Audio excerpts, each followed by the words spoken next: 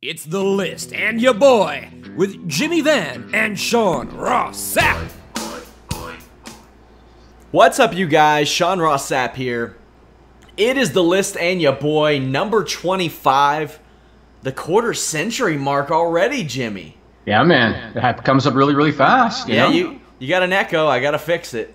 Oh, yeah. Go ahead. Per usual. Here we go. Yeah. Fixed. Good job. Who needs Nigel? Nigel, you're fired on your vacation. He never needs to come back. He never needs to come back. Melissa filled in today. She did good. We ran a quick test. Everything went well. There you go. There you go. I want to say off the top that I have a surprise announcement today. Boy. But I'm going to make the surprise announcement at the end of the show. I had forgotten all about it until you mentioned it. Oh, I'm sure. Yeah, I'm sure you did. I'm sure. So I want to wait. I want to wait till the end of the show because I want to get you thinking, play up the dramatics a little bit. I have a surprise announcement. So anybody that's not watching this live, if you want, you have the ability to like fast forward to the end. You can listen to the announcement. Then if you want, you can come back. That's cheap. That's cheap. Hey, a view is a view, right? That's true. I guess it doesn't matter. No. So there's that. We got a lot to talk about today, Jimmy. Oh, we're not even going into wrestling for like at least 10 minutes. I want to get a few things out of the way. First off, some cheap plugs. We got coverage all weekend. Ring of Honor, Best in the World tomorrow night, which snuck up on me. And then Ring of Honor's like, yeah, it did sneak up on you. How about you interview everybody? So we talked to Silas Young yesterday. John Morehouse talked to War Machine, which is Ray Rowe and Hanson. Those will be up tomorrow. The Silas Young interview goes up tonight, but we did a segment called Manly or Not Manly with Silas Young, which was very good. He is one of the few guys that I was like, yeah, I would prefer you to do this interview in character. And awesome. Because he is the last real man of Ring of Honor. Saturday night, Bellator NYC coverage. Sunday night, UFC Oklahoma City coverage. Myself and Showdown Joe will be bringing you a post-show podcast after UFC Oklahoma City that will also cover the Bellator NYC show. I've got the debut of my new feature called Squash City, where I take a look at some of the all-time great ass-kickings in jobber history. Pretty awesome. That's good. I'm very excited about that. But lots of cool stuff. Fightfulpods.com. You all can head over there for all of your Fightful podcast coverage. But here's the real question, Jimmy. What kind of trades are going down tonight in the world of the NBA? You know what? I mainly only care about the NHL. And my Edmonton Oilers traded one of their star forwards this morning. So how'd that make good for them. Oh, good, because he was overpaid. So I was happy to see him get out of town. So it was all good. I want to start out today by doing a public service announcement, Sean. Oh, yeah. Because I'm here, man, not only to entertain you, and when I say you, I mean Sean Ross Sapp, but I'm also here to occasionally educate you. We're doing this today on a Thursday, and normally we do it on Wednesday. You know what I was doing yesterday, which is why I wasn't able to do the show? You took your son to see Dr. Yamaguchi-san, and he choppy his pee-pee off. So that also happened. It happened on a different day, and we can discuss that. No, yesterday I wasn't here, Sean, because I underwent a colonoscopy. What? That's why I wasn't here. I always knew you were full of shit. Well, after the prep, I wasn't. let me tell you. This show's going to go so much smoother now. Yeah, after the prep, I wasn't. But no, so the reason I want to talk about this on the air is because oftentimes people, because it's human nature, you either ignore any symptoms that you might have, or people are not proactive and people do not take preventative measures to prevent anything from, hitting them later on in life.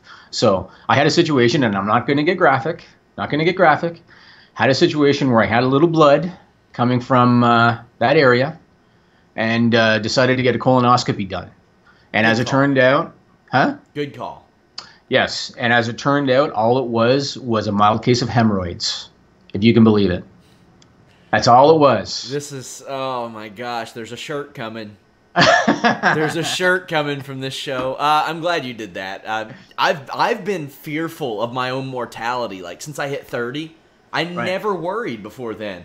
Ever since then, I don't know. I wouldn't say super worried or anything, but I fear it. I'm like sitting here wondering, like, how did we get to the moon 50 years ago, but we still die. How do we still die? Come on. This is all you need that's on the world right now. Well, I think once again, like I just said, I think people oftentimes, they are not proactive and they don't take preventative measures.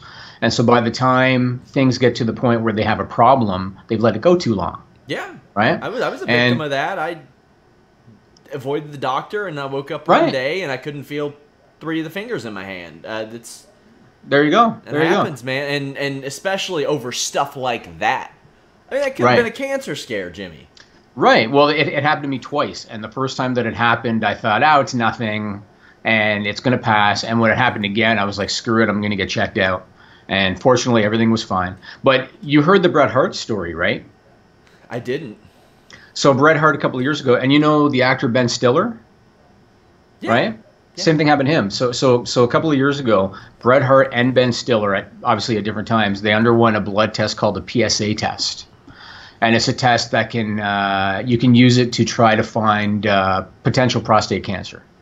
And it's not a perfect test. There's some doctors don't really like it for various reasons. But Bret Hart from that test was able to find early stage prostate cancer. Ben Stiller also found early stage prostate cancer, and they both had surgery and got it removed. Bret Hart's brother Smith, who did not do the test as early as Bret did, unfortunately, by the time he did it, they found terminal prostate cancer, and he's in hospice now. So I also did the PSA. Now, the one thing I should say is I'm 42. I'm still considered a little young to do the PSA and to do a colonoscopy, but I did it again because of the symptoms that I had. So anybody that's listening to this show, if you've ever had any kind of problems, you should get it taken care of. And I think they say if you're African American, 40 plus, I believe, for a colonoscopy. Mm-hmm. And if you're Caucasian, I think it's 50 plus. Yeah, guys, please get that checked out. We've lost viewers, friends, family. Hey, the reason I'm growing out my hair is cancer related. So now I got to tell you, we definitely encourage you all to get checked out. The hair is distracting me a little bit, and I'm not going to lie. You remind me of Ronald McDonald from those commercials in the '80s. Because I'm beautiful. That's exactly why. That's exactly why. That's a hell of a do. You might need. He was saying off the air. Sean was saying off the air. Somebody that makes headbands offered to give him a headband. Yeah. You might want to go ahead and consider that because it's getting out of control. If there's enough demand for next week's show, I'll wear a headband.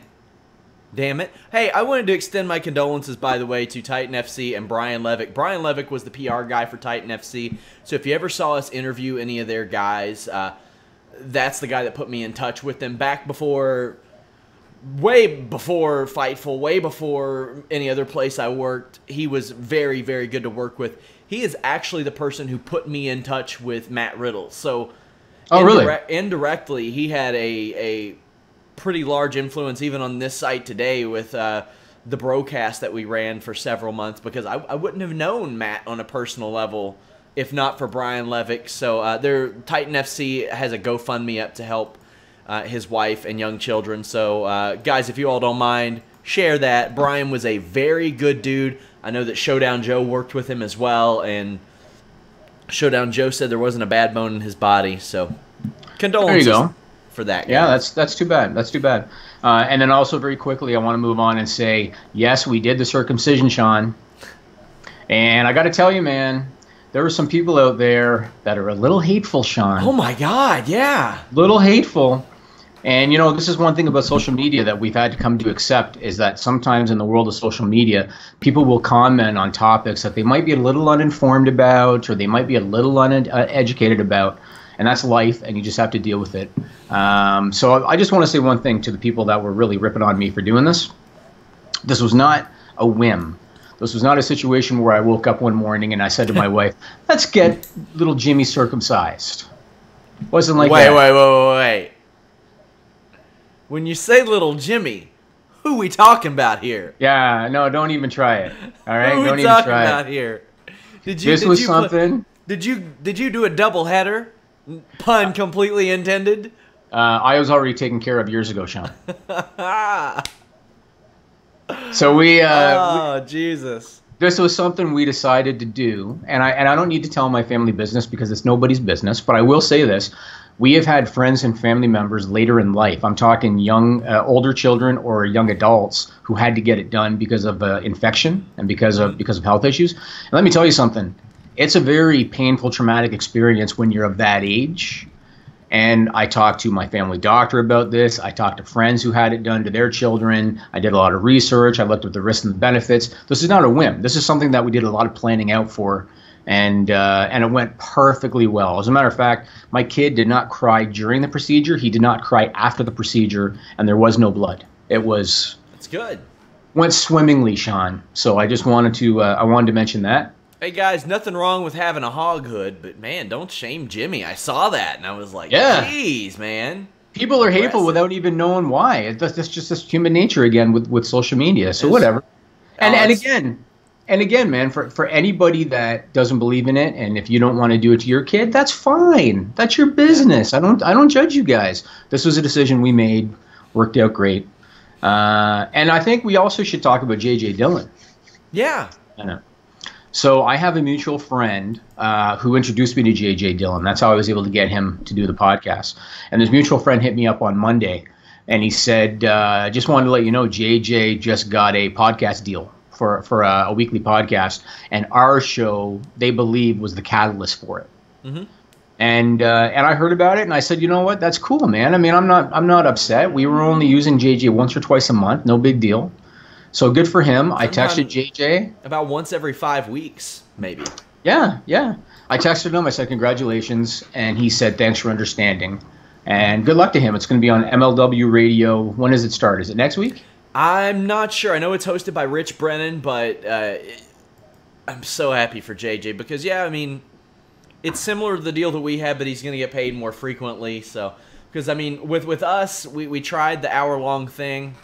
Right. And, you know, it wasn't a good fit. I think it'll be a good fit there. JJ is such a great storyteller, and I know that his legacy is important to him, and people remembering him is important to him, so I think this will go a long way. So we're gonna have we'll still have a couple of JJ clips left, and who knows? I mean, I've got probably 2 or 3 hours of footage of JJ. We may have another one down the line. Who knows? But I'm so happy for him. I reached out to him, and he thanked me for supporting his venture. So yeah, awesome for him. Awesome for him. Now let me ask you this question, Sean. Mm-hmm. Our show last week got us a little bit of attention. Yeah, it sure did. With Jim Cornette's email to me. Have you talked to Vince Russo, and has he heard the email? Or has he read the email, or has he heard the show? Okay, so, gosh, I don't know how much of this I was supposed to say, but, you know, Vince and I don't, stay in constant contact or anything. Outside of the filming we do, I'll talk to him maybe once here and there. So, boy, this is a story all on its own. He was the subject of the Something to Wrestle With podcast with Conrad and Bruce Pritchard. Mm-hmm. And he wasn't very happy about it. He was actually quite unhappy about it.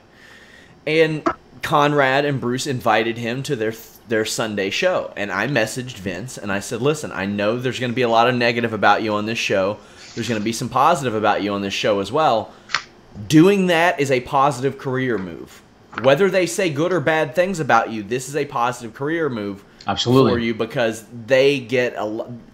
And here's the thing. I know Vince didn't want to go to that show because who wants to walk into a room of hundreds of people that may mock you? Mm-hmm. But I know Conrad Thompson in a very limited manner. Like, I've interacted with him here and there. I highly doubt that Conrad Thompson would have facilitated that type of environment. Like, he would have done his best to make it as welcoming for Vince as possible. Vince didn't go, and he had his response video, which at that point I decided, we're gonna stop giving this whole situation attention. Mm-hmm. Best of luck to Bruce, best of luck to Conrad, best of luck to Vince, and that. Mm-hmm. But so you know why I'm asking you this, right? You know why I'm asking. Oh yeah, it all ties together. So all of it ties together. This just came out. But wait, here. Let me finish my story. Okay. Vince called me after he was invited on that, and he said, "Hey," and I told you about this. Have you ever thought about doing that type of show with me, where we go live? And I was like, yeah, I'd be open to it. Sure, why not? It would have to make sense. It would have to be, we'd have to get good advance ticket sales. It'd have to be in markets that make sense. It would have to do all that. And, you know, he wanted some Fightful involvement. But in that, we spoke about it, and I mentioned... I pretty much shot it down. Yeah. That was pretty much the end of it. Yeah. That was pretty much the end of it.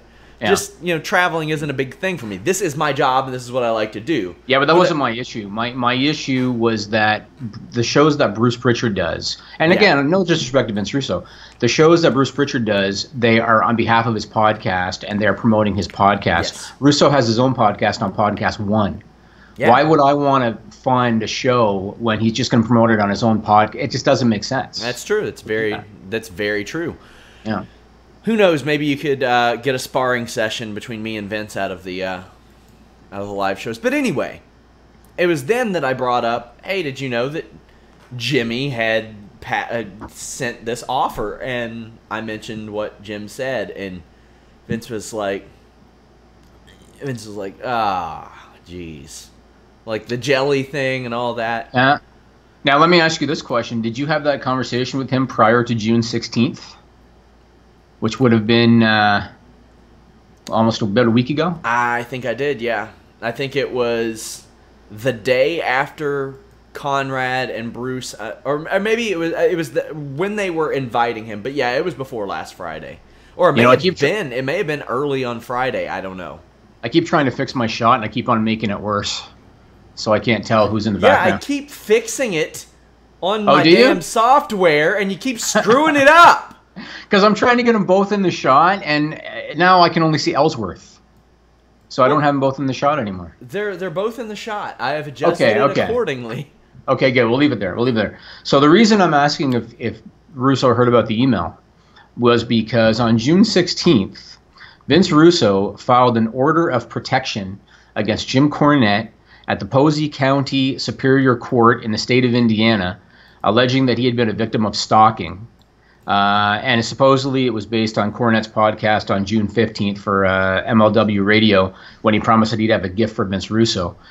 And I was just kind of curious if the email that Jim sent me played a role in it or not, given what Jim said. So I would imagine Jim calling his wife a crack whore had more to do with it.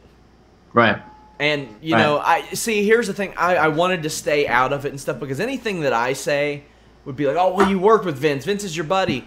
Me and Vince work together. I get along with him. I've gotten along with Jim in limited, but I'm like, man, the dude talks about Jim. He talks about wanting to murder Vince, saying he would do it if he could get away with it. It brings up his wife and his kids. And I'm sitting here wondering, like, you know, you could get on Vince for a lot of stuff. I don't like the shit Vince has said about Ryan Satin or Wade Keller, two people that I like and respect and who are very good at what they do. I don't like his comments in regards to, like, his pretty homophobic comments, which we addressed on our show and said we distance ourselves. We got 30 people working for this website. Not what everybody says is going to represent everybody else, just like any other outlet. But I'm sitting here wondering, like, what has Vince done in the past 6-7 years to bring this type of stuff on? Saying, I dream about murdering you, you're saying things about his wife and his kids. What has he done to cause that? Well, he hasn't. It's a gimmick. It is content. And Vince released that video where he, like, was a smartass to Jim Cornette, and that didn't help matters, but I mean, there was no threat of violence. It was weird. Jim said that he wanted to fight Vince for $5,000, or said that if Vince could take the $5,000, he could keep it, but turned down an opportunity to meet him face to face for $10,000. You've got a guy who doesn't want to fight in Vince Russo, and a guy who couldn't fight his way out of a fucking paper bag in Jim Cornette. Yeah, and I want to say one thing about that. Insane. So, one piece of criticism that we got to this whole thing, there were several people that posted comments and said that they thought that we did this as a publicity stunt because Jim Cornette, I guess, had come out in the past and said that for no amount of money would he do an appearance with Vince Russo. So they think that us sending the email was intentional to get publicity for the podcast. And I got to be honest with you, I had no idea that Jim Cornette had ever said that he wouldn't do anything with Vince Russo, because I don't listen to his podcast. So I had no idea. Like I genuinely thought we had a shot to get him to do some kind of a debate. The only thing I knew is what you told me about kayfabe commentaries. That's it. Yeah. I didn't know anything else. So my offer was genuine. So that was that. Yeah, I mean it's a stupid situation. And now here's the thing. I saw the order. He got a protection order. Yeah. Here's how I feel about it. If Vince uses this as content, him getting this, that's scummy. That's shitty. That's wrong, and that's bad.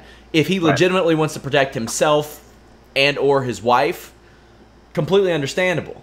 Right. Completely understandable. But if he gets on his podcast and he goes, "This is why," blah blah blah, then I'm not behind that. Is he going to say, "You see," or "You people"? I'm going to be honest with you, bro. That's what he'll say. And yeah, he does say that. I can't get behind using that as content. Right. In Kentucky, what happened would be more along the lines of harassing communications or terroristic threatening than it would be stalking. But I don't know if that's what he had to check on the thing. That's where I draw the line. If he's trying to protect himself and his family, good, whatever. Awesome. Let's move on. But yeah, that's just ridiculous. And yeah, I got David Bixenspan in our chat saying, "Talk about Russo's weird anti-Semitic stuff about Meltzer." Bro, we just talked about his homophobic comments, so don't troll my chat, Bix. Yeah, no, we don't need to talk about it anymore. It's already been covered. Let's get to the list this week. And, of course, you know what the first thing is on the list, Sean, that we got to talk about? We got to talk about the women's Money in the Bank from the Money in the Bank pay-per-view and the James Ellsworth controversy. Now, I saw your post-Money in the Bank podcast. I saw your post-SmackDown podcast. I know that Anna Bauer is pretty passionate in her belief about, you know, what they did, and I think Alex was very heated about it as well. I fully understand, Sean, how the women in the match could be upset that it was, you know, the first of its kind, and it was kind of a pioneering type of event, and they had a man go up and pull the briefcase down because the woman was, you know, supposedly too injured to climb the ladder. I get how people are upset about it. Right? You paying attention? Because you're typing something. Yeah, I'm paying attention. I'm sitting here listening to you. You're talking about the women's Money in the Bank, Anna Bauer, how people are passionate about it. This is my fucking job, Jimmy. I pay attention. What were you typing? What were you typing? Are you like in a chat or something? I was typing a novel about how you were about to call me out for not paying attention, even though I was. I'm glad you were. I'm promoting a damn podcast on Twitter, if you got to know. Is that what you're doing? Okay, that's good. That's good. I thought you were ordering a pizza or something. It's like I had to make sure. Do they do pizza delivery where you live? Can you get pizza delivery? It's funny, they don't right here, but they don't. They've had a couple of failed places, like about 10 minutes away, who tried. R.I.P. Monster Pizza, I miss you.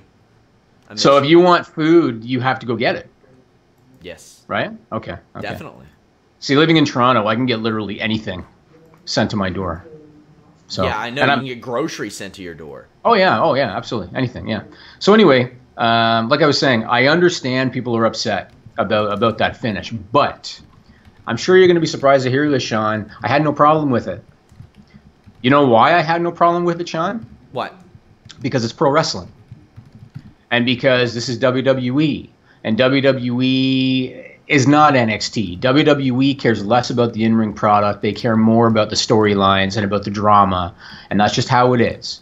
And as a matter of fact, I was going through my mind the other night thinking about examples of things that WWE has done that you could say have crossed the line, right, in terms of creative. And this is just off the top of my head. This was done with zero research, just off the top of my head. And the first one I thought of was the Jake Roberts angle from '96 when he was battling addiction. So they had him do a storyline with Jerry Lawler over alcohol. That was one. What about Michael Cole when he mocked the death of Jerry Lawler's mother? And Lawler was very close to his mom, and his mom had just passed, and they used that in storyline. And then what about when Jim Ross got Bell's palsy? And not only did they use it in storyline, but they actually used it in an attempt to turn JR heel. Yeah. So when you think about that kind of stuff, the fact that it was a women's match and a man went up and grabbed the briefcase kind of fails in comparison when you think about, you know, how they kind of crossed a line on it. The other thing I think about it too is when, and again, I can understand people being upset because they're going to do a rematch, and it kind of makes the first match look less important.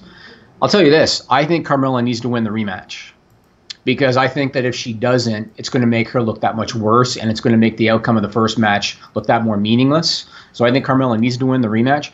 Jeff Hawkins said something that I thought made a lot of sense on one of the shows you guys did. Might have been the post pay-per-view show. He said a lot that of things that make sense. He does. Well, there you go. Well, one thing he said was, and this kind of goes back to the territory days, he said that a bigger issue in his mind is the whole killing the town theory from the territory days. And is WWE doing this kind of booking going to kill the town? Are they going to kill St. Louis as a drawing card? And so I'm curious to see what happens when they return to St. Louis, because not only did the hometown guy lose, but they did that outcome of that matchup.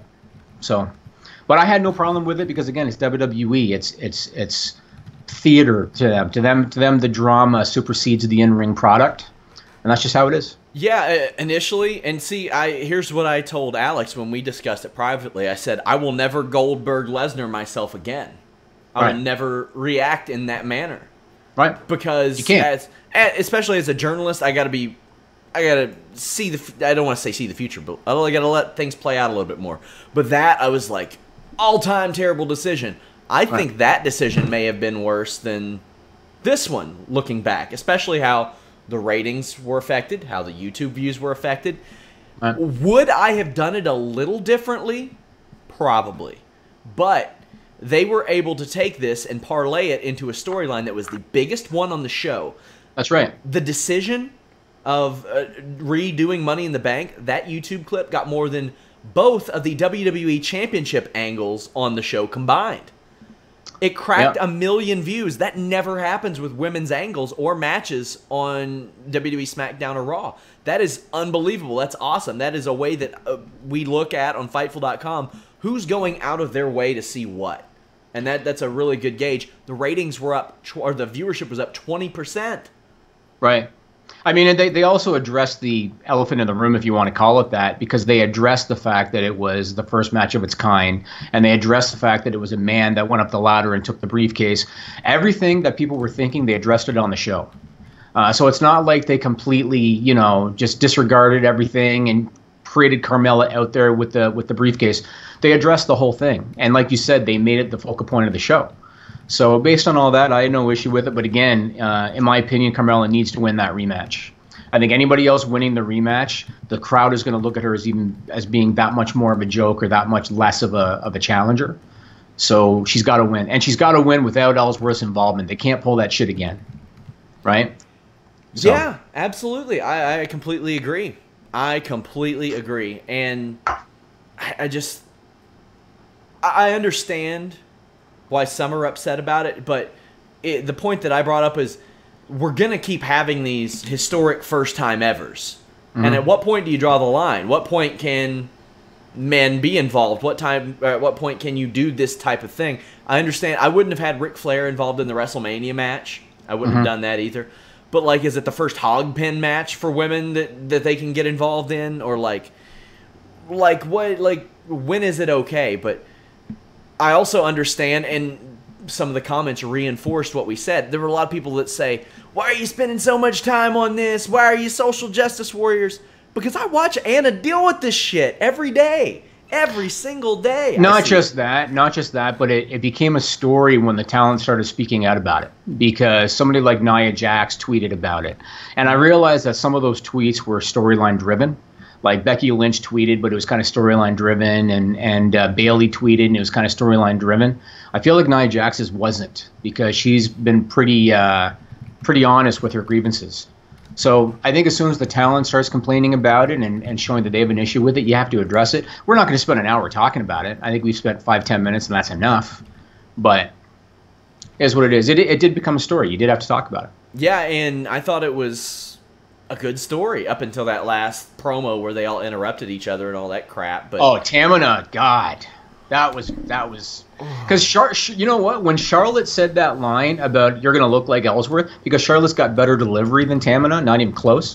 When she said you're gonna look like Ellsworth, and the way she said it, she got a pop from the crowd, and then Tamina, who was I don't know if she was off in her own world for, you know, the old Simpsons cartoons where Homer's got a thought bubble, and in the thought bubble there's a cow sitting against a tree and it's got a fly flying around its head. I think Tamina spent 5 minutes thinking about that cow sitting against the tree, and as soon as it was her time to speak, she like, you know, shit, what's my line? That was brutal.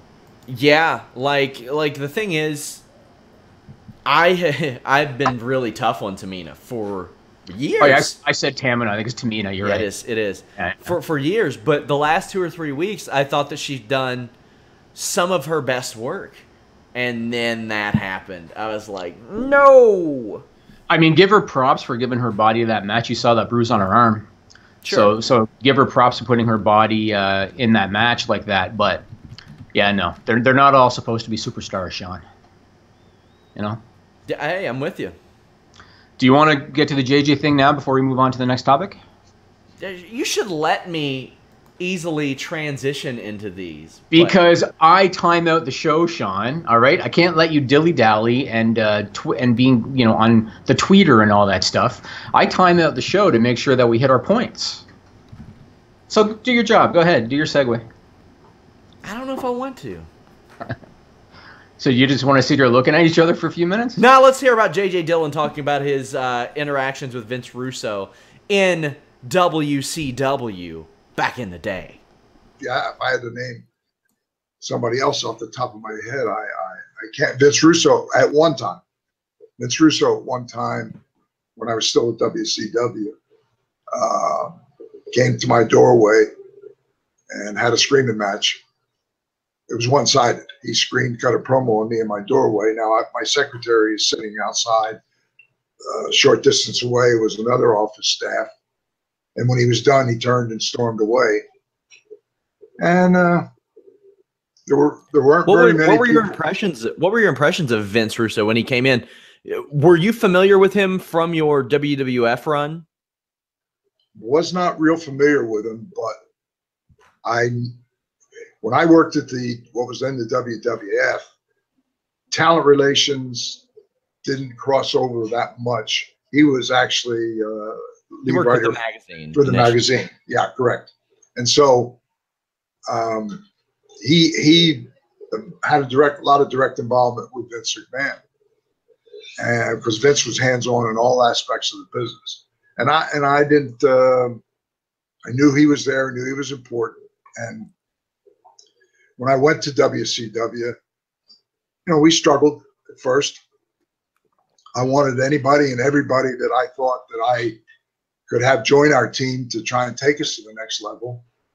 And I had a mutual friend that was still working in Stamford call me and said that Vince Russo at that point was not happy. And the way I understood it, he felt that, which I know to be true, that Vince McMahon has a tendency to take credit for everything that's good, does not take the blame for anything that's bad, which makes him sound very familiar to our current president of the United States. Doesn't accept criticism well. But Vince Russo has an ego, and that doesn't make him a bad guy. Dusty Rhodes had an ego, and Dusty Rhodes and I were very, very close personal friends. Particularly as it pertained to Russo, though, like, did you all butt heads often, or was that just an isolated incident? It was an isolated incident, and I'm just someone that I'm not confrontational by nature. It just was something that, and what happened was there was a show. Oh, it was up in New York on Long Island. I think in Long Island in Manhattan, and they had like the who's who. Both Funks were there. They had Harley was there. They had all kinds of people there, and I was there. Baby Doll was there. Vince Russo was there, and they said, "Oh, we want to put the managers together. We'll put you and Russo together." And I said, I never make any demands of an appearance. I said, just for comfort level. I don't mind sitting at the same table, and I understand your logic. Just don't sit us next to each other. Put Baby Doll in the middle if you want. And that's what they did. So the door was to my right in this room. We were back towards the one corner. Russo was at one end of a long table that you would, a portable table you'd set up. Baby Doll was next to me, and I was at the other end. In the course of several hours that we were there signing and what have you, twice Vince got up and went out, I assumed to use the restroom. And we never made eye contact, never had any verbal communication. And I want to say it was the third time when he went out. When he came back, he stopped in front of me, turned, approached me, put his hands on the table, as I remember, and looked at me and he said, "I owe you an apology." And he said, "I was out of line. I owe you an apology." And I said, "Well, it's been a number of years." And I said, "If you're man enough to come up to me and to say, hey, I'm sorry, I'm man enough to say, hey, whatever feelings I may have had in the past are now done right now. This will never be mentioned again." I reached my hand out, he reached his hand, we shook hands, and when I see him, I'll, at an appearance or something, I wave hi to him, no ill feelings. And when Vince Russo wrote a book, he referenced that conversation in his book and said that he apologized to me, that he was wrong, and that there were no lingering ill feelings. And what was so interesting was that conversation took place while Baby Doll was still sitting there. And when Vince went, I take that back. He might have been on the way out of the room, because when he left the room, Baby Doll put one hand on me, and I looked at Baby Doll, and I remember, just like it was yesterday, she said, "I bet you never thought that conversation would take place." And she had this big smile, and I said, yeah, that blindsided me. But I'm glad, I'm at a point in my life where I don't want to be mad at anybody. And so now my list is short. It's Eric Bischoff and Brad Siegel. What happened was Vince's, which is, you can be friends with somebody and agree to disagree. And Vince had a philosophy on what he envisioned television would be like, how it should be produced, what the content should be. And I'm more old school. And I believe in a couple-hour program, there should be X amount of wrestling content rather than this constant drama and trying to outsmart the people by doing something they don't anticipate. But that's what Vince has been very successful at. So Kevin Sullivan, who is one of the great minds in the business, came to me and says, "Are you watching the television program? Next week, put a stopwatch to how much wrestling content you have in the first 2 hours." And like I said, wow, man, I didn't realize that we have next to nothing in the way of wrestling content. So I said, I'll have a talk with Vince. So we all, and I didn't want it to be confrontational. So we had like a general meeting, which Vince was in it, I was in it, Kevin was in it, and there was a bunch of other people. And I just made the point that I'm a little bit concerned that we don't have as much wrestling content as we should be. And I think long term, for the health of the program, maybe we should have a little bit more wrestling content. And Vince put his back against the wall and said, "Hey, I'm here and it's my way or the highway." And wow, he drew a red line in the sand that I didn't anticipate. And then that's when kind of, I don't want to say battle lines, but that was the approach that he took going forward. And basically, Brad Siegel and Eric Bischoff, by that point, were with his approach to the business. Boo! Would you fall asleep, Jimmy? Are you paying attention? What did JJ say? JJ was talking about Russo, how Russo gave him a little promo because he didn't like the meeting that was called, and how he apologized years later. Oh, really? Oh, really? Wrong. What was said, Sean? Yeah, pretty much that. That's right. That's right. You know what? Props to Vince Russo for at least being man enough to apologize, right? Because, back in those days, sure, Vince, he had a bit of a chip on his shoulder. He thought he was the man going into WCW, and they made him head of creative. And all of a sudden being part of a committee didn't sit well with him. And, You know, I think in some ways he was a lot different then than he is now. I think he's a little bit more mellowed out now. Wouldn't you agree?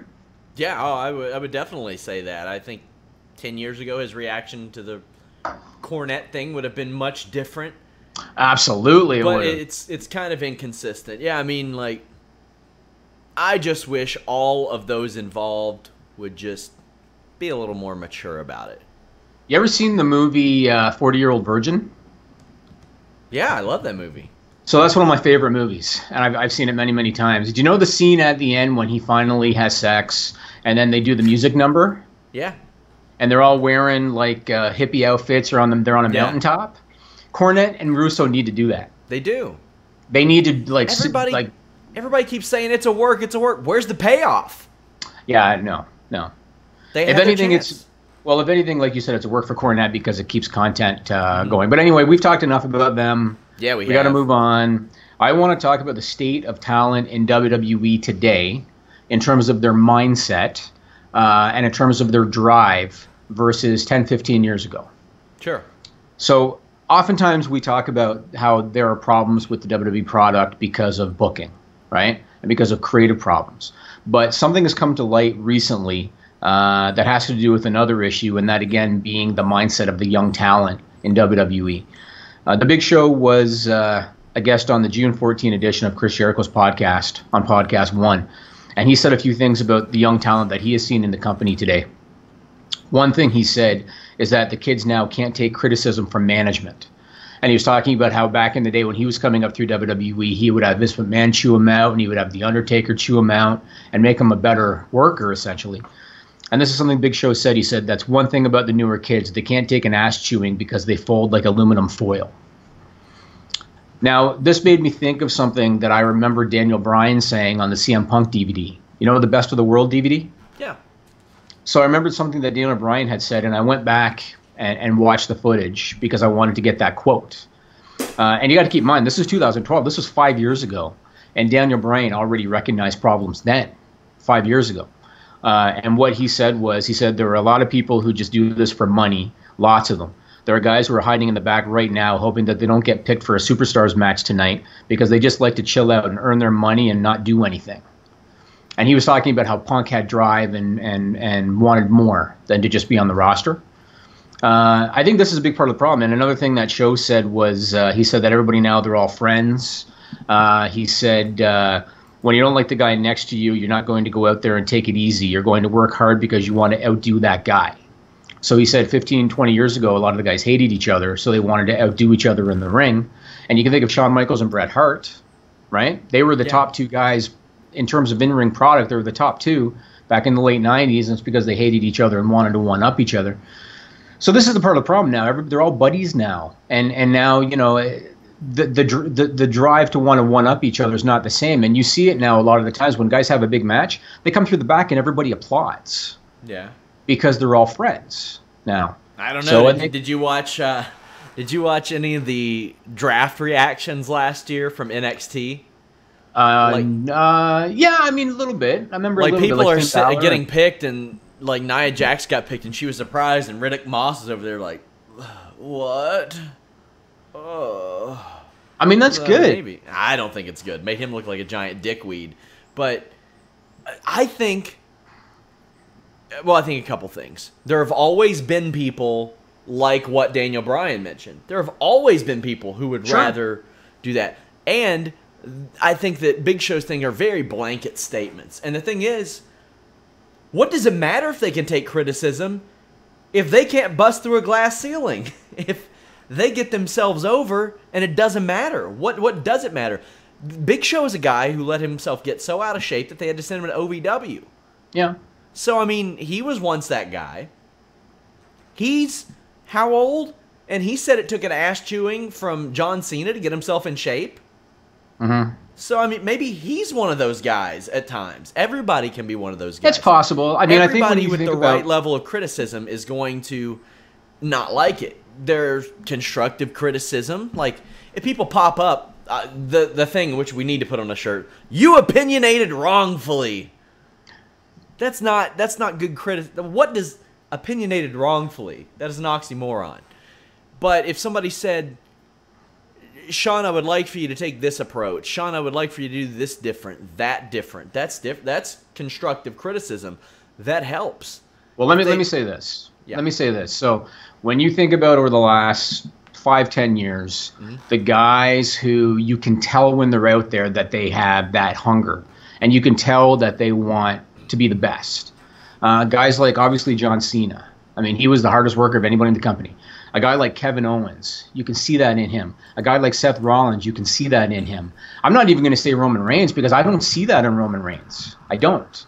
Yeah. But I see it in Seth Rollins and I see it in Kevin Owens. Tell me if you think this is coincidence or not. Kevin Owens is known to be a loner who travels by himself. Seth Rollins is known to be a loner that travels by himself. John Cena was a loner for years that traveled by himself. These guys were not, as Big Show put it, hanging out at Panera Bread and all that stuff. Do you think there's any coincidence that the guys that are all hanging out might be happy with their spot? I'm not saying that they're not hard workers, because being a WWE talent, you have to be a hard worker with that schedule. But do you think the guys that they enjoy the camaraderie and they enjoy playing the video games? Do you think they're happy with their spot, as opposed to a guy like Owens or Rollins, who are more of a loner type and they clearly want to be the best? Well, they have to enjoy playing video games because WWE makes a lot of money off of them playing video games now with up, down, down. But you get my point. Like I mentioned, it's always been a mixed bag. It still is a mixed bag. I'll give you another example. Randy Orton, loner. At times has been flat out not motivated. Yeah, but you know what? Randy Orton, to me, I think Randy Orton is an example of a guy who was hungry in his younger days. Yeah, and but still today, he gets so pissed off when somebody messes up something in his match. Well, then he gets motivated. Then he gets angry. But then the next day, he sleepwalks to the ring, sleepwalks through a match, then criticizes people who don't. No, you know what? I think when he gets angry in a match, a lot of that, I don't know if that's because of his drive or if that's just because he wants to be the ring general and he's a perfectionist that way. But I think in his younger years, he clearly was driven. He wanted to be the best. And he had his old man, too, that he had to overcome that legacy. I think Randy Orton is an example of a guy, once he made it, and once he was making that money, he kind of put the foot off the gas a little bit, I think. Whereas Cena kept going, and Cena kept going, and Cena kept going. But I don't know. I mean, again, even a guy like Finn Balor, and I have nothing but respect for Finn Balor. I don't see that hunger in Finn Balor. I don't see a guy in Finn Balor that's going to bust his ass to be the best. I see a guy that is happy to be there. Tell me if you think I'm right or wrong. But a Seth Rollins or a Kevin Owens, you can see that in those guys. You can see it in their promos. You can see it in the way they carry themselves. And so, who knows? And again, Roman Reigns, like I said, I don't see that in Roman Reigns. In Roman Reigns, I see a guy that knows he's been gifted a spot, and he's happy to be there. And that's my opinion. I'm with you. But they've got that glass ceiling that is sometimes you can't break through it. They have proven over and over again that if they don't want you in that role, you're not going to be. It's true, absolutely. And Daniel Bryan fits that spot because Daniel Bryan was another guy that was given so little and he had so much going against him, but every time they gave him the opportunity, he knocked it out of the park. You know, he was a good example of that. And they would love to have you believe that they orchestrated that whole thing, and they did not. Right. Now, I want to say one thing, too, and I don't know if this belongs here or if this belongs under the nickname section.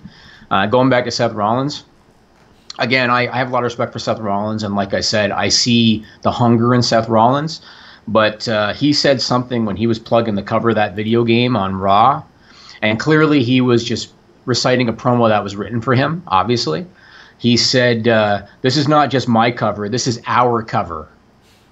And when he said that, I just had to lower my head in shame. I couldn't believe he said something so I thought cheesy. He cut a pretty good white meat babyface promo, considering, because he talked about redemption and all that stuff. And for him, it makes a lot of sense because he is literally the poster child for selling out in a wrestling sense. But I thought it was also good that Bray Wyatt called him on that. He said, you just talked about not being in corporate chill. Then you chilled corporately. Right. So I didn't mind it as much. Usually I would have hated that type of thing. Right. But Seth Rollins, the motivational speaker, does not have legs. But no, he's a better heel. He is a better heel. Yeah. But the thing is, he could have came in as a giant babyface last year. Yeah, also after his injury, you mean? Absolutely. They blew that from the. I mean, obviously they're going to keep him babyface now because they need challengers for Brock. Yes. But I think he's a better heel personally. Now, along the same lines of what we just talked about, sort of, I want to talk about something Daniel Bryan said, and get your take on it. So Daniel Bryan was interviewed by NBCSports.com, and he was talking about how he thinks that WWE, in terms of the talent, needs a change of presentation. And I'm going to read this quote. He said, years ago, they went through with this idea of having as much live stuff as possible on the shows. But I think when you watch, say, UFC, for example, some of the things that are the most endearing, that make you care the most about the fighters, are these backstage vignettes that get to show their real personality. You'll see great fights that people would cheer maybe because they're great fights, but the fights that have the most impact are the ones with fighters who people actually care about. I absolutely agree with that. I think that this day and age, it's harder to get guys over in front of the live crowd because the live crowd wants to interact and be part of the show. And so you're going to have the live crowd more than ever doing the what chant. You're going to have them doing the wave. You're going to have them bouncing a beach ball around. They even say you deserve it to guys that don't necessarily deserve it just because they want to interact and be part of the show. And again, when I read what Daniel Bryan said, just off the top of my head, I was thinking about Adam Rose and Corey Graves. It's the first thing I thought. Yeah. When they were on that ESPN E60 documentary called WWE Behind the Curtain. And they talked about how Adam Rose had a son with a handicap and how he was in his mid-30s, so he was trying to make it as an older wrestler, and how Corey Graves had to give up his in-ring career because of concussions, and Triple H approaches him and offers him a commentary contract. Stories like that could have got those guys over. Adam Rose, I can't believe that they didn't play off of that in order to get him over in WWE. And even a guy like Brock Lesnar, I can understand that live they want Paul Heyman to be his mouthpiece because they're afraid of what Brock's going to say, because Brock doesn't give a shit what he says. But whenever they do the pre-tape vignettes, that's when they let Brock talk because they can edit his stuff. And Brock is awesome when he talks. So what do you think about what he says about how they need to change the presentation and they need to do more, essentially more pre-tapes that get over the person behind the personality? 100% correct. Right. And how's it going to happen? When's it going to happen? Probably when Triple H takes over. Because pro wrestling can be whatever it wants to be, Jimmy. That's right. They can emulate the UFC if they want. They can work a bunch of UFC fights if they want. They can Absolutely. be purely acting for 3 hours and not have a single match. They can do whatever they want. They can go live. They can go taped. They can go scripted. They can go unscripted. Mm-hmm. But you see Conor McGregor at a press conference. You see Baron Corbin on Breaking Ground. Breaking Ground became not just one of my favorite wrestling shows, one of my favorite television shows. Mm-hmm, it was great. I would much rather see Naomi on Talking Smack for a minute than her backstage saying, well, I don't really like it that much, but whenever I face her, she's going to feel the glow. And I'm going to snatch her bald. Or hear Baron Corbin go, worried? You think I'm worried about that little man? Obviously, you don't know about me. I would much rather see Baron Corbin on Talking Smack say, good job, he worked hard to get here, but I didn't have to, and I don't respect that way of coming up. Mm-hmm. I'm here because I got tired or I got hurt playing pro sports, and I knew I could step into this world and dominate. Sometimes they worry. It's so funny that they worry so much about not burying somebody on promos, but then they won't let them dig themselves out of the dirt. It's the old pro wrestling mentality that, like, if you put down your opponent too much, then who did you beat? But look at Conor McGregor, look at Muhammad Ali, look at The Rock, who got themselves over by saying, yeah, I'm going to beat him and he's a nobody. Right. Sometimes you do that. Sometimes it works. Different personalities work. You know, when you think back to the 80s and into the 90s, they used to do in WWE those vignettes all the time in order to pump up a guy that was going to debut. They used to do it all the time. And I think back to Val Venus as an example, when they did those skits for weeks where he was with Jenna Jameson and all this stuff. And I remember vividly on Raw when they hit his music the first time and his image appeared on the screen and he came out, he got a big pop because people knew him from the vignettes. And they stopped doing it for whatever reason. I don't know if it's because they want that live element of surprise with the new guy debuting. Maybe that's why. But I think it goes a long way. And, I mean, they tried it with Emma. Obviously, she was the wrong person to do it, but they tried it with Emma. Why couldn't they do that with guys more often so that when they come out, they've got a little bit more recognition with the audience as opposed to relying on the hardcores that saw them in NXT? Man, they screwed up Emma from the jump after NXT. Yeah. That poor girl didn't have a chance. She's going to take some rehabilitation, and I think she's talented enough, and she has the looks to pull it off too. I mean, she's pretty outstanding in both regards, but I wonder why they don't do that. Like Aleister Black, I think, would be a good one. He is somebody I look at as very, very special on NXT. He's interesting. He's one of the, it's funny because they have two of the best strikers I've ever seen in pro wrestling. Sonya Deville, although she's got some funny, quirky things, as Hilbert points out in the NXT report card, like she does this terrible-looking shadow boxing, and like she'll take off her gloves mid-match. I'm like, why'd you have them on in the beginning? But then you got Aleister Black, who does this great stuff. He's got a great entrance. He's got a kind of a cool look.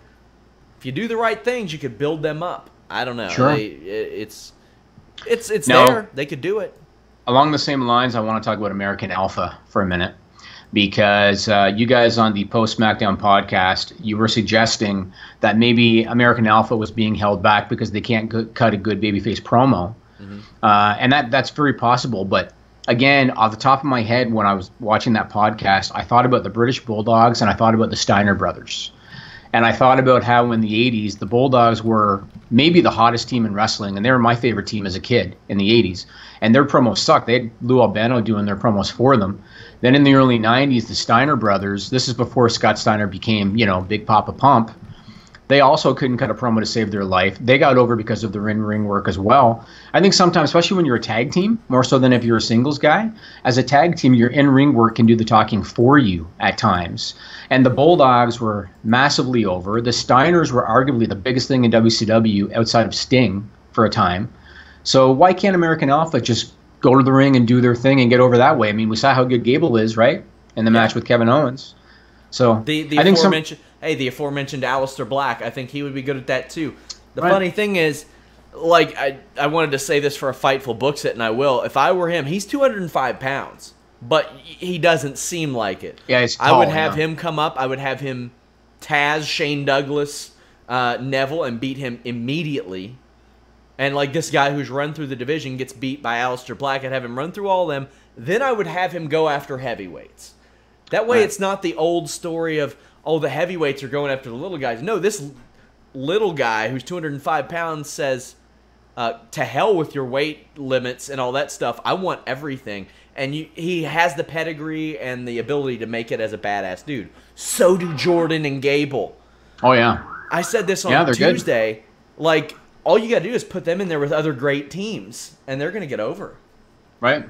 Just don't do the paint-by-numbers, babyface in peril, oh, you're tagging in after 8 minutes, House of Fire BS. Yep. Moving on, you know something, Sean? We've talked about this before. Mm-hmm. In September of last year, I wrote an article for Fightful.com, and I was talking about underutilized talent with potential in WWE. And one of the names on my list, you mocked me for it, and you joked about it, and you said Titus O'Neal. In the ring? Come on. Get the fuck out of here, Jimmy. Listen to me. Piece of shit. How dare you? How dare you? Okay, you're going to shut up and let me finish. No. How dare you? Titus O'Neal is absolute duty in the ring. Yeah, let me finish. If you go back and read the article, because you clearly have not read it, I wasn't talking about his in-ring so much. I was talking about Titus O'Neal as a talent. I was talking about his look. I was talking about his ability to do PR outside of wrestling, because he's really good at that. I was talking about him as an underutilized talent. And now I saw you on the Post Raw podcast. You said he's one of the most entertaining things on the show. And I thought to myself, and that bastard was mocking me when that article came out, and he was joking about it. You probably went back and edited it to make it look like you said all this good stuff. He's not. This isn't a PR thing. This isn't philanthropy. He's great for that stuff. In the ring, he is absolute trash. I know this because I've spoken to several people that were like, damn, I got concussions from the guy. I never said he was the next Shawn Michaels. I said he was an underutilized talent. That's what I said. He's not the next Sean Ross Sapp in the ring. Jesus Christ, he's bad. He's got a great hot tag. I saw that springboard elbow, so maybe. It was pretty good. Maybe. It was pretty good. Did you see that impaler? Yeah, it was good. How about my super kick? Also good. Oh, can you do a super kick? Who can't do a super kick? Can you do a good super kick? Colon's gonna fall out or something. No, I would do sweet shin music. That's what I would do. You would. Yeah. But no, it goes back to what we've talked about 1,000 times. When you accentuate the strengths and hide the weaknesses. And Titus now, is he not one of the most entertaining things on the show? I look forward to everything he does on this show. And when he said "Power of Tozawa," that was awesome. Did you see what he did on 205 Live? No, I missed that. He wasn't there, but it was still my favorite part of the show, and that involved a Rich Swann Neville match. That was cool. But Tozawa was ringside, but he had this roped off area next to the announce table with a popcorn bucket and a soda, and it said "seat upgrade courtesy of the Titus brand." It was awesome. Awesome. But I love that they did pull double duty on him. Like they were like, okay, he's over. Let's use him to get Sheamus and Cesaro a little bit over too by beating him in Apollo. I love it, and like I said, Tozawa is perfect with them. I think that's a big part because Tozawa's facial expressions and his body language, he gets the in-ring work, he gets the chant. Yep. I love the 3 guys I didn't give a single shit about 3 months ago. Yep. And I love them. They're one of my favorite acts in WWE now. How many times have we said when you give guys a little freedom and when you let them be a little bit more like themselves, good things can happen? And I'm telling you, I saw that in Titus. I knew he wasn't going to be Shawn Michaels, but the guy had something. He had the look. He had the personality. How many more guys are there on that roster that they could have 10 more Titus brands in terms of popularity, you know? The thing is, like, Titus is running the LeVar Ball angle, the guy who's selling the $500 shoes that I wanted you. But the thing is, when LeVar Ball does it, it seems like an act. When Titus O'Neal does it, it seems like Titus O'Neal. Oh, yeah, that's great. I think WWE looked at him and said, well, he's not, his strong suit is not in the ring. Right. But he can be strong in the ring on a hot tag. He can be strong at things. And essentially, he's taken the old Abraham Washington gimmick that was supposed to manage him and ran with it. I love it. I think it's great.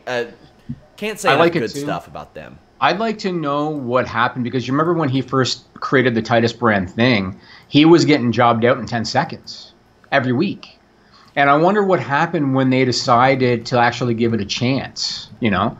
I don't know. Maybe somebody pitched the idea of having him be a manager instead. Yeah. Whatever it was, it's working. And like you said, he is very fun to watch.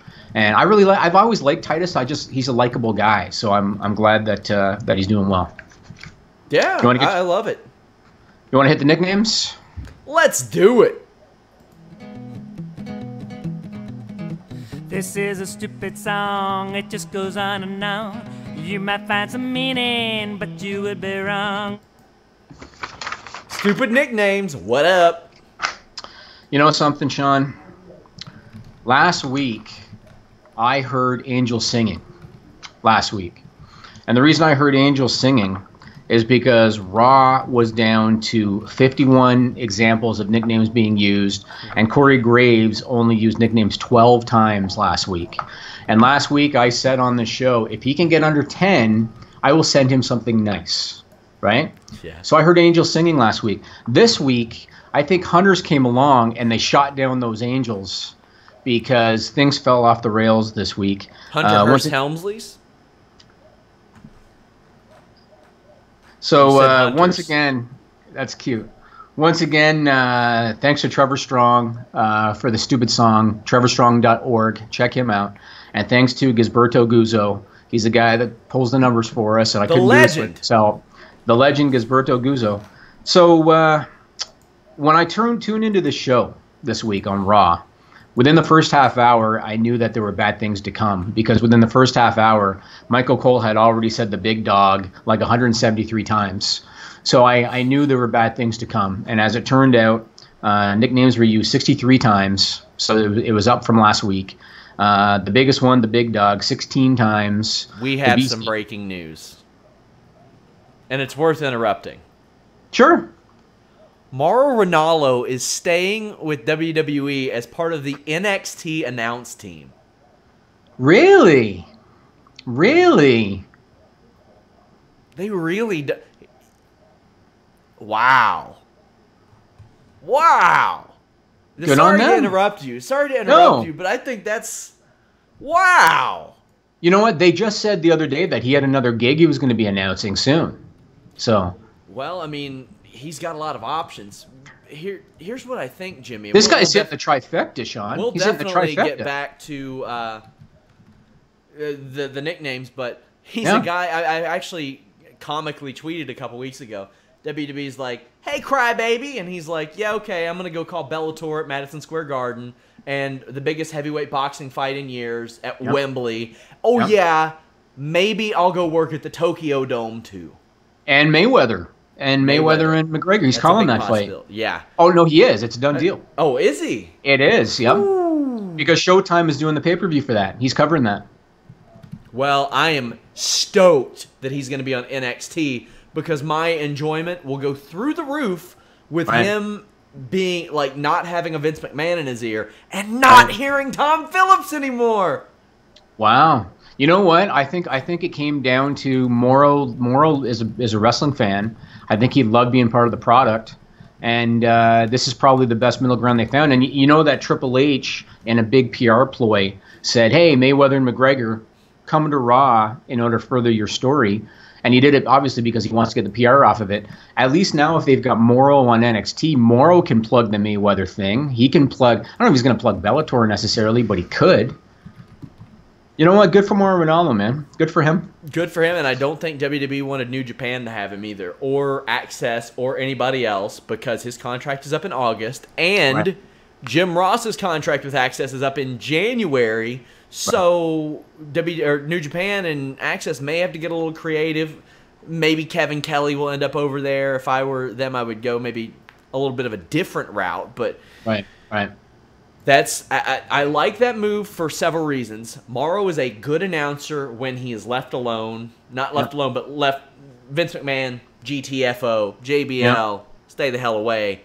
But him in NXT calling that type of action is good. Tom Phillips not calling that kind of action is good. They have also taken Tom Phillips off of 205 Live. That basically leaves him on SmackDown. I think that's very good because...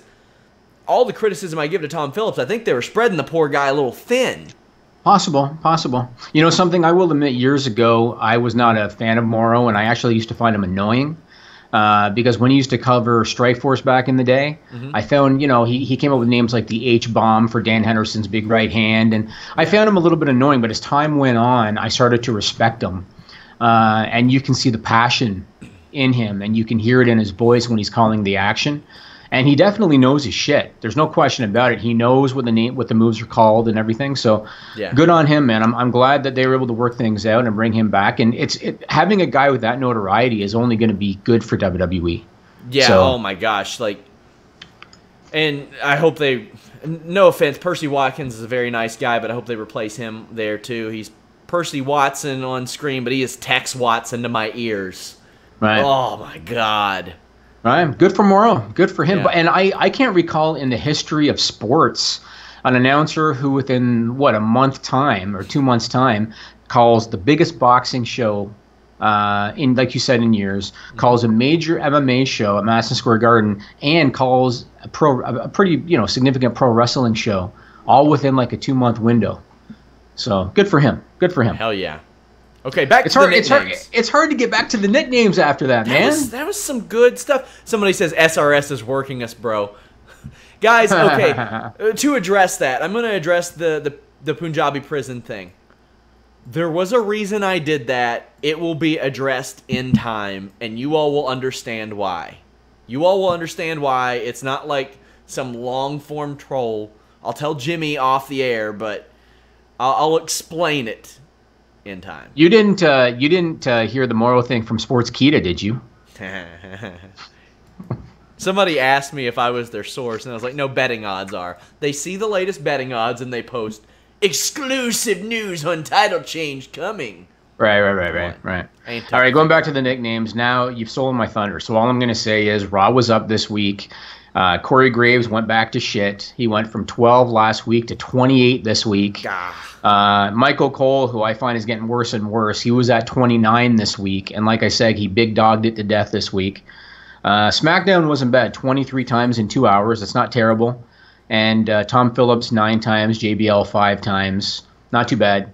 Now, Gisberto made a couple of notes for me because let me tell you, Sean, this guy, Gisberto Guzzo, he has gone back and watched Raw episodes dating back several years. He's a legend. It's true. Like, he's watched them from several years because he wants to find trends for us, right? That's awesome. And what he said he noticed is that starting in 2014, that's when nickname usage went up. He said by 2015, it was getting close to where it is now. And he said that one thing he noticed was not only how many times they're mentioning nicknames, but how many more guys are being given nicknames now compared to how it used to be. And Gisberto speculated maybe it's because of the WWE shop. Maybe they want to have different T-shirts with different nicknames on them. I think Jeff Hawkins said that they're even calling Byron Saxton the Insider now. So my thing is like, damn, go look at Roots of Fight and some of the cool shirts they make, and they don't have to have a bunch of stupid-ass nicknames. Right. No, you don't need it. And it is very annoying. You just don't need it. It comes off force. We've talked about it, and everybody knows it's stupid. That's why this segment exists. So unfortunate that they went off the rails this week. Maybe things improve next week. And Corey Graves will not listen to this, but if you get below 10, I will send you something nice. That is a promise. I've liked the investigative journalist aspect of Corey Graves, though. Okay, I want to get to that. So let's talk about the Enzo and Cass thing for a minute. Because there was stuff I liked and stuff I didn't like about that storyline. So I like the fact that WWE tried some continuity. And they tried showing a little bit of patience. And instead of playing out a story week to week, they did it over 4 weeks. So they tried to spread things out. And I applaud them doing all of that. I didn't like the payoff in terms of it felt forced to me. And it felt as if, you know how sometimes you think about with Vince McMahon, they would say years ago that he already knew his end game and then he would work backwards. Yeah. Right? So it felt to me in this case like they decided, okay, at the end of this, Enzo's going to turn on, or Cass is going to turn on Enzo. But then they weren't sure how to do the payoff. Like, that's how it felt. Yeah. So I didn't like how they had them in the ring. First, Cass is trying to get out of it. Like, yeah, Big Show clearly did it, and let's move on. And then Corey Graves, of all people, hey, wait a second. Hey, you got to bring back GTV for him if he's using all the security footage. But if he had that footage, you could. But if he had that footage, why did he wait until that opportune moment to go, excuse me? Like, why is that? He hates Enzo so much. You think so? He does. He said it before. I mean, if you remember, he said, I would love to shake the hand of the man who attacked Enzo Amore. And then Big Cass came out there and went off on him and then shook his hand. Well, you know what? I want to say one thing now. I know that, again, on the post-Raw show, you guys were talking about Cass's promo and how it was a good heated promo and everything. I couldn't help, when that was going on, I couldn't help but look into their eyes, into Enzo's eyes and into Cass's eyes. They were distraught over it. Both of them were. When Enzo was tearing up, that wasn't because he was acting. He was tearing up because his longtime partner that he came up with through NXT was about to come to an end. And even when Cass was cutting that heated promo, his eyes were red. Did you see that? Yes. Because in real life, these guys are best friends, and they came up together, and they got the shot on the main roster together, and now they're being split, and who knows what the future is going to hold for Enzo. Obviously, Cass they have plans for, but who knows what's going to happen with Enzo. I felt for those guys. That emotion was real in those guys, because it was coming to an end. And I was a little bit bummed out because I felt like as a tag team, they never got a proper shot. You know, when they came out last year, they were really, really over, and then they never won the titles, and then they kind of dropped off after that. They could have been the Northern New Age Outlaws. They really could have been. They were that good. Enzo's selling is right up there. One of the top sellers as it pertains to moves in WWE. Enzo has a great hot tag. They have charisma. Yeah. Poor booking will do that to you. When you book a guy hitting on another man's wife as a babyface, well, that's an issue. Right. It's tough. And for them, who knows if Cass will make it as a singles guy. If he cuts promos like that, maybe. I don't know. Yeah, I mean, I still think Enzo should have been his manager. Like, I think they should have kept them together. Enzo, the promos he cuts, like you said, they're almost heel promos, the way that he delivers them. So I think he should have been his manager. I was bummed to see him split up, and like I said, I could really see the emotion in both of them. You could tell they were both pretty sad about the whole thing. I read something on Reddit this week that I thought was interesting. Did you know that in the WWE shop, Enzo and Cass had more pieces of merchandise than anybody else, including John Cena and Roman Reigns? I can see that. They're appealing to kids, but I think down the line they could make Enzo his manager. Like, they could go full heel with Enzo and be like, he was right, he showed me I was right, and I'm helping him. Or even it be a ruse, and they had plotted the whole thing to get Cass over. Maybe Enzo didn't want to wrestle anymore. I don't. That's way more elaborate than they're willing to go. But I think Enzo would be a good fit on 205 Live because they don't have anybody like him on that show. They need somebody to talk and to be a big mouth, and maybe he can get himself over there. Yeah, I agree. He could work on 205, but I still think 205 Live doesn't really have legs. Like, I think eventually it's going to run its course. Yeah. And a guy like Enzo, I think he's such a great mouthpiece. They got to make sure they don't, let him fall by the wayside. You know who else has a big mouth? Beautiful. Who's that? You're supposed to be subtle about it. You can't be like...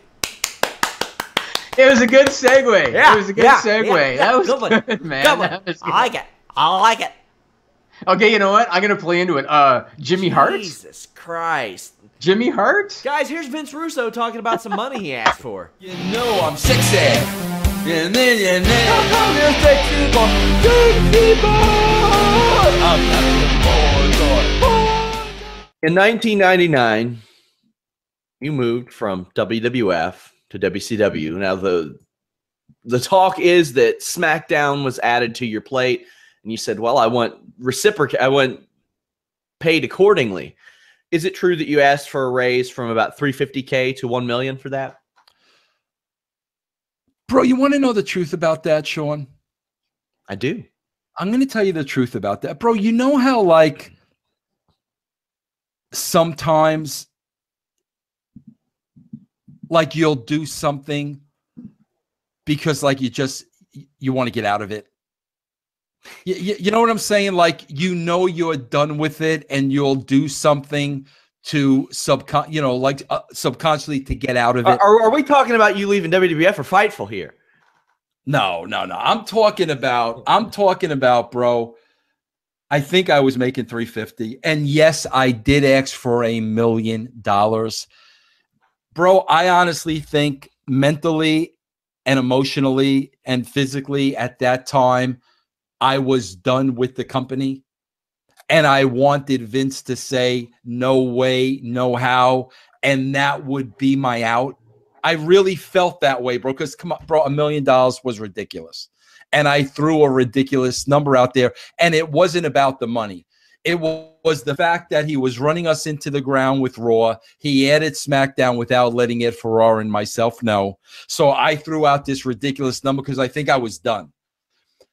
But then, bro, I'll never forget, shortly after that, I went into Vince's office. I broke down. I started crying. I think I was on the verge of a nervous breakdown. I told him I wanted to move my family closer to my wife's family in Indiana because I was never home, and I wanted her to be closer for family. And I'll never forget, bro, he looked me in the eye, and I've said this a million times. He said to me, Vince, I don't know what the problem is. You could hire a nanny to take care of your kids. I was done right there, bro. Done. You don't say that to somebody who loves their freaking family the way I loved mine. It wasn't about the money at that point. It wasn't about anything. It was the fact that he was telling me, your family doesn't mean shit to me, and this company needs to be your priority. And I said, no. Bro, I left that office and I contacted J.J. Dillon. And I'll tell you this too. When I made the phone call to Vince that I was going to WCW, one thing he said to me was, he goes, Vince, I was going to give you the $1 million. And I said to him, Vince, it wasn't about the money, and you still don't understand that. And he didn't, bro, because he had no conception, none, of the importance of family. None, bro. So he didn't understand where I was coming from or what I was saying. But those words, we were done. So how long after that was it until you had spoken to Vince McMahon? Did you speak to him at all, like happy birthday, anything like that during your WCW tenure, or was it after that? Oh, no, I didn't talk to him at all during WCW. It wasn't until that time in 2002 where I almost went back. How much traveling did you do with Vince McMahon? Bro, that's the thing, man. You know, Sean, I got to tell you, like, obviously I was on the road with him every week. But, bro, traveling with him was such a freaking drain. Like, everybody thinks it's such a glorious job and this, that, and the other thing. Traveling with him, bro, was the worst part of the job because you were constantly nonstop talking about the product on the way to the show, after the show, to the next town, in airplane galleys, at the freaking airport, you know, in the car on the way. I mean, it was freaking nonstop, bro. When the show was over, and, you know, you would fall asleep in the back seat. You know, him and Shane usually sat in the front. I'd sit in the back with Ed. When you'd finally fall asleep after the show, bro, it would be the middle of winter, and he would crank the windows all the way down so you couldn't even freaking sleep. And that's what I mean, bro. When you give 5 years of that, after 5 years, bro, the tank's just on empty. Say a Vince McMahon had to go through fast food. What's he ordering? Oh, my God, bro. Bro, I could tell you this, man. There were a couple of times like we got stuck and like you had to go to a, you know, like the gas station, you know, and stuff like that. Bro, the only thing they would eat at the gas station was beef jerky. It's delicious. Yeah, that's it. That's all they would eat gas station food wise. Nothing else. That's it. Who mostly did you travel with, if not Vince? Vince. I'll tell you, it was always Vince, bro. It was always Vince. Early on, though, bro, my very, very, very first traveling partner when I was writing for the magazine, which, bro, I had a great time, very memorable. I missed the crap out of them. Was the legendary Howard Finkel. Howard Finkel was my driving buddy when I first started working for the WWE. Bro, he introduced me to the Dairy Queen Blizzard. I never had a Dairy Queen Blizzard. He used to freaking drive with his feet, which I got a kick out of. But I love those days, bro. I love driving with Fink. Loved it. Are you surprised that Vince McMahon like pretty much just eats beef jerky on the road? No, but had Vince McMahon offered Vince Russo $1 million, very nice. There you go. Had Vince McMahon offered Vince Russo the $1 million before Russo left WWE for WCW, Russo would have taken it without question. Yeah, he would have taken it. Yeah, he would have taken it. Yeah. And it's very easy for Vince McMahon to say after the fact, by the way, I would have given you the money. Of course. You're gone, right? I mean, for that amount, Vince could have probably moved a lot of her family to there, of his wife's family to the location that, it's just, Yeah. I mean, the thing is, for stuff like that, for you to insinuate your values on someone else's personal life and how they, I don't have kids, but Jimmy, if I but were you got 6 cats. Yeah, you got 6 but cats. Jimmy, right? if I were your boss and you said, well, this is affecting my kids, I wouldn't be like, well, do what I would do, because families are different. Mm-hmm. Things are different. Agreed. Okay, it's time to get to the special announcement, Sean. Oh, okay. Are you ready for this? I don't know. So I have here in front of me, and I'm going to try to, for our audio listeners, I'm going to try to be as detailed as I can. I have 3 envelopes in front of me, Sean. Oh, God. One of them has, because I had to do this quickly because I've had a kid, as you know, and I've been busy, so I had to go a little on the cheap with this. So one of them has a yellow paper clip right there. One of them has a blue paper clip. Are you really about to play deal or fucking no deal with me? This is like let's make a deal. Oh, Jesus. Like let's make a deal. One has a red paper clip. Each one of these envelopes contains a special announcement, and you only get to choose one. Pick one of these envelopes, Sean. What color is it going to be? Red, yellow, or blue? Since you just had a child, a baby boy, I'll pick blue. You'll pick blue. In honor of your child. So if this is a bad announcement, it's your kid's fault. You're ready to look for a job. Yeah. So I'm going to open the blue envelope. You just hit a feast or fired on me. Now, I want you, for our audio listeners, I want you to read this out loud for our audio listeners. Okay? Okay. Is it going to be Are you ready? weird? Yeah, sure. Here we go. Read this out loud. Oh, boy. Sean Ross Sapp.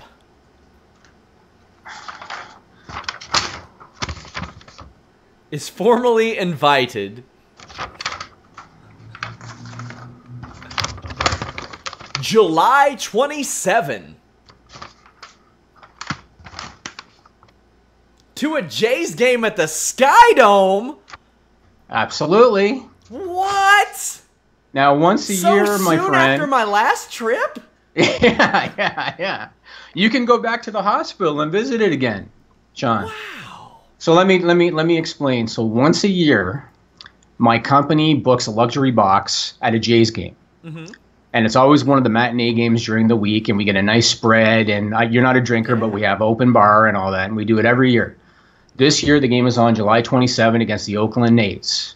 Yeah. And I decided that I am going to fly you and your wife in. Oh, wow. I'm going to put you guys up in a hotel, and I'm going to bring you guys to the baseball game. Hopefully you're free July 27. I'm also going to call Showdown Joe. And I'm going to have Showdown Joe come to the game. And I want to tell you this, Sean. I was talking to Lindsay this morning. Yeah. And I mentioned to Lindsay that I was going to bring you into Toronto and take you to that game. And we're going to fight. I get to fight Lindsay. You know what Lindsay said? Lindsay said, I had vacation time scheduled for that week, but because of the game, and now because Sean's coming, I'm going to move my vacation. She is lovely. That's what she said. I got to meet Melissa kind of face-to-face today for the first time. Also a lovely woman. Now you're going to get to hang with Nigel? Nigel, my boy Nigel. I forgot he even existed. He hasn't been. You get to hang with Nigel? And here's what I'm planning. So you and I, off the air, we're going to talk about like fly-in dates and fly-out dates. Because I'm thinking that you and I do the podcast on the Wednesday live together. Hell yeah. And depending on schedules, maybe even the Showdown show. Hey, we could push the Showdown Joe show back maybe a day or so to make it happen. Maybe. Yeah. So I'll talk to you off air about schedules. But yeah, let me know what days I need to tell my wife to have off. But yeah. I know you said it's on your bucket list to go to Rogers Center, which they now, aka the Sky Dome. It's the Sky Dome, Jimmy. And so as soon as I book this year's, because we've done this like 5 years in a row for my company, but as soon as we booked this year's Jays game, I thought, you know what? I'm going to bring Sean in and come to the Jays game with us. So, Jimmy, I am gracious. I am thankful. # blessed. Special announcement, man. I wonder how far the flight's going to be, because if it's longer than 90 minutes, I got a new nickname. Oh, it's longer than 90 minutes. Yeah. And you're going to fly out of Cincinnati, because I've already looked up flights. Awesome. So you got to fly out of Cincinnati because that's where I'm going out for Toronto as well in September. Or no, Orlando, rather. I was going to say, what? No, Orlando. Too many O's involved in all this stuff. There you go. So what do you think, man? My special announcement. I'm pretty stoked. I've already texted my wife and said, listen, you need to get off. Last week of July. Whoa! What? Almost a little too graphic there. You need to get off of work. Don't worry, guys. The # 90-minute man takes care of all that. She was gonna text you back. She was gonna text you back and say, "You want me to leave work now?" Forget July. How about right now? So there, and just in case you're curious, the other two envelopes said the exact same thing. So what you're saying is I have 2 more trips to Toronto to cash in. On July 27. On July 27. So yeah, you do. Yeah. Ooh. Yeah. So there you go, man. What a surprise. I'll talk to you off the air about the day you come in and go out, because you and your wife can tour Toronto if you want, go to Niagara Falls if you want, whatever you want. Exciting. Very exciting stuff. It'll be fun. Jimmy, it's been a hell of an episode. Yeah, man. We broke some That was news good. on the show. Also, before we go, this Hulk Hogan stuff. Yes. Let's talk about that real quick. So I have a friend who is very close to Hulk Hogan. And, you know, I'm allowed to say some things, but I'm not allowed to say other things. And but what I was allowed to say is that it's basically Hogan's decision from what we have heard. Vince McMahon himself has called Hulk Hogan in the past and said, we'd like to do business again if you're ever up for it.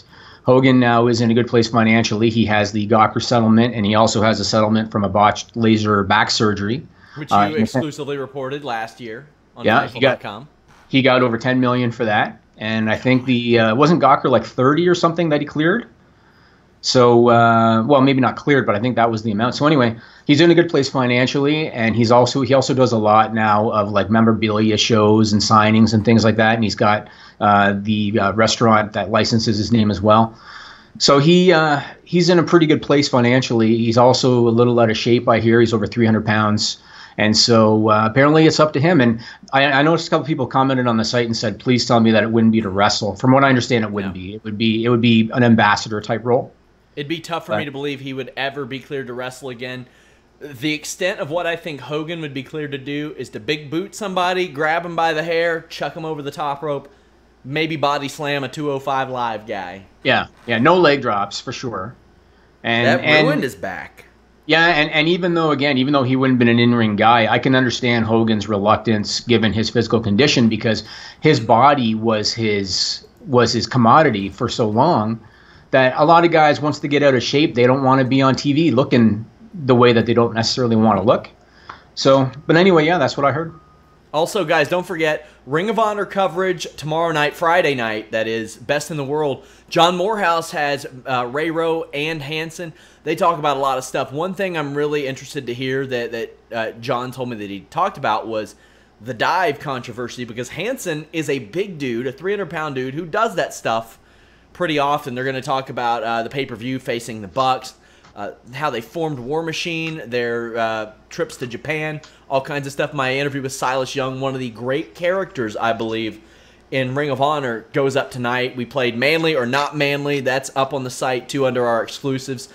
If you've never checked out Silas Young, if Magnum P.I. was a wrestler, there you go. After Jimmy. Scott Hall. Yeah. Jimmy, anything else to add? No, man, that's it. We'll talk off the air about things. I'll see you July 27. Guys, until next time, check out FightfulPods.com and Fightful.com. Head over to our forums. I'll be announcing the winner of our Bro Contest very soon. Start a topic over there on those forums. We really love how active you all get, submitting movie reviews, entertainment, TV, music, boxing, wrestling. Hopefully we're adding sports soon. I would love to be... We'll go over there in the open discussion tonight, guys, and we'll talk NBA draft. So let's get over there, talk NBA draft. Until next time, guys, we're out.